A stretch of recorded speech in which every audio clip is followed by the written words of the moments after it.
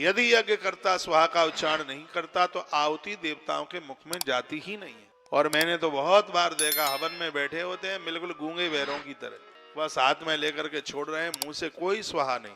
जब आप स्वाहा स्वा बोलते हैं तब यज्ञ भगवान का मुख खुलता है, और हा बोलते हैं तब वो आहुति देवताओं के मुख में जाती है। इसलिए यज्ञ में स्वाहा, स्वा के संग हा का उच्चारण होता है। ओम ब्रह्मणे स्वाहा, ओम अग्नये स्वाहा, ओम सोमाय स्वाहा। 5 आहुतियां ऐसी हैं जिसमें स्वाहा के साथ में और भी कुछ बोलना पड़ता है।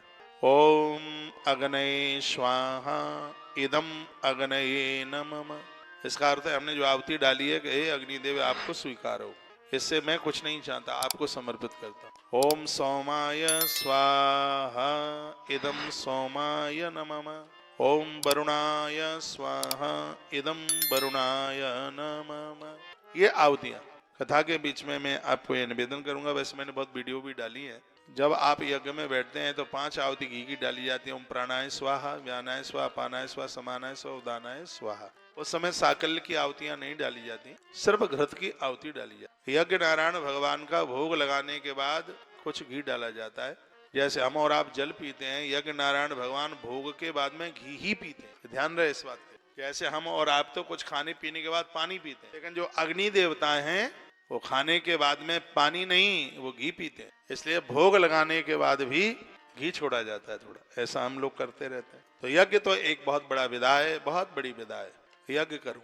कालिका पुराण में कुछ समुदायों का वर्णन है।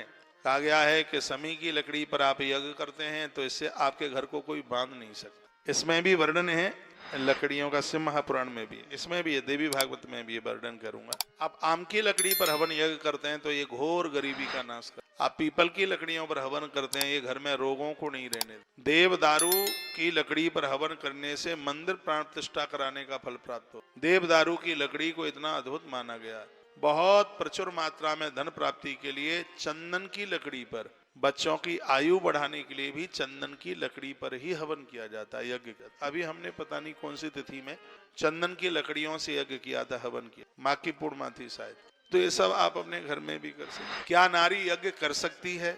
एक प्रश्न उठता है, क्या माताएं, क्या स्त्री यज्ञ कर सकती? कोई बहुत बड़ा अनुष्ठानिक आप यज्ञ करने के लिए जा रहे हैं तो उसमें पति का होना जरूरी, पति के साथ में पत्नी का होना जरूरी। पति एक ही कंडीशन में अकेला हवन कर सकता है, वह भी वर्णन है, या तो वो अविवाहित है तो अकेला यज्ञ करने का उसको अधिकार है, या उसकी पत्नी बीमार है, बैठने में असमर्थ है, अकेला हवन कर सकता है। ऋतुकाल भी उसी कंडीशन में आ जाता है। फिर और भी कहा गया, या उसकी पत्नी मृत्यु को प्राप्त हो गई है तो भी पुरुष अकेला हवन कर सकता है।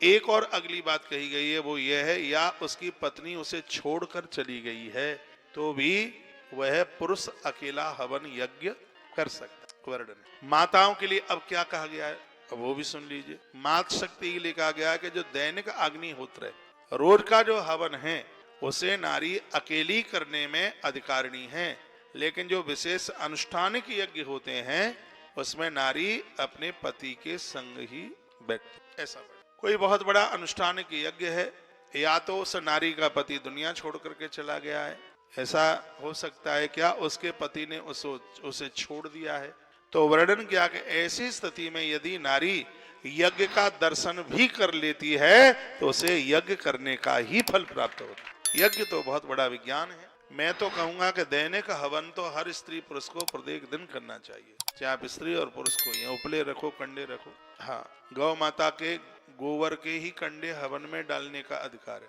और किसी का नहीं। भैंस है और कुछ है, वो तो ये समझ लो हम तो उसको मल मानते हैं, लेकिन जो गौ माता का जो गोमय है, गोबर है, अमृत तुल्य है। ये इससे तो जमीन को लेप दें तो धरती का दोष समाप्त हो जाता है। इसका तो बहुत प्रचार होना चाहिए। गैया मैया तभी तो बचे। आपके आसपास गौ माता है, गैया जहाँ रहती है वहां से गोबर लेके आओ, उसके उपले बनाओ। उपले हमने बनाना शुरू कर दिया है, लोहवान डाल रहे हैं उसमें, हल्दी डाल रहे हैं उसमें तुलसी का चूर्ण डाला जा रहा है। तुलसी का बहुत बड़ा महात्म्य है। तुलसी के ऊपर रसोई बनाई जाए भगवान का, फिर उसका भोग लगाया जाए तो 1000 वर्ष के पुण्य एक साथ ही प्रकट हो जाते हैं। यही बात पढ़कर हम गौ माता के गोबर में तुलसी एक बहुत बड़े रूप में तुलसी का बुरादा उधर कोसी के पास में बहुत बड़ा काम है, तुलसी की मालाएं मिलती हैं, असली तुलसी। वहां का जो भी चूर्ण और बुरादा सब इकट्ठा हो रहा है, गौशाला ने उसको खरीदना शुरू कर दिया। कोई अच्छी सी चीज, बढ़िया सी चीज, मुझे नहीं लगता कि शायद ऐसा उपला कोई बना रहा हो। हल्दियां जो हल्दी आपके घर के नकारात्मक स्थिति को दूर कर देगी, तो उसमें हल्दी का पाउडर डाला जा रहा है, लोहवान डाला जा रहा है उसमें, और इसमें ये तुलसी का चूर्ण डाला जा रहा है, तुलसी का बुरादा डाला जा रहा है, और उससे कंडे बन करके, उपले बन करके तैयार हो रहे हैं। तस्वीर मेरे मोबाइल में आ गई है। नवरात्रा के पहले दिन से ये कार्य आरंभ किया, नवरात्रा का पहला दिन से ये शुरू किया है। ये कोई व्यापार नहीं है, कोई वाणिज्य नहीं है, ये गौ भक्तों के लिए एक प्रसाद रूप में तैयार किया जा रहा है। गैया मैया तभी तो बचेगी, गैया मैया होगी तो गोबर, घी, गौमूत्र सब इकट्ठा होगा। इसका बड़ा प्रभाव है, घर से सब नकारात्मक कलह, लड़ाई झगड़े सब समाप्त हो जाए। दुनिया की तो मैं कह नहीं सकता, जितने भी महानुभाव हमारी व्यासपीठ से जुड़े हैं, और आप कहते हैं हम कौशिक महाराज को बहुत मानते हैं, तो मानते हो हमें, तो हम रोज यजन करते हैं, यज्ञ करते हैं। बिना यज्ञ के तो कोई जीवन ही नहीं है, इसलिए बड़ी मस्ती के साथ जीवन। आप भी अपने घर में 5-7 आहुतियां डालना आरंभ, एक छोटे से कुंड में कंडे के 2 भाग 4 भाग करके, अब इतना बड़ा गोल कंडा है, उसको इकट्ठा भी उसमें रख सकते हैं, थोड़ा कपूर रख करके, और उसमें माचिस की तीली आप लगाइए। ऐसा भी आप कर सकते हैं, तुलसी के डंठल से, आप बेल के डंठल से जलाए आप, तो उसकी और ज्यादा अपने आप में महिमा है। और कुछ आहुतियां डालिए, गुरु मंत्र से आहुतियां डालिए, प्राणाय स्वा, व्यानाय स्वा, समानाय स्वा, उदानाय स्वा, ये आहुतियां पहले जरूर डालिएगा आप। उसके लिए भी हम एक वीडियो और डाल के आपको पहुंचा देंगे, क्योंकि पुरानी वाली वीडियो आप भूल गए होंगे, तो हाँ, भूल भी तो जल्दी जाते हो। तो अपने अपने घर में अग्निहोत्र आरंभ करें। अग्निहोत्र भी आप ना कर पाए तो दोपहर की जो रसोई का भोजन है, प्रसाद है, वो उपला जला करके ही 5 आहुति उसके ऊपर डाले। आनंद।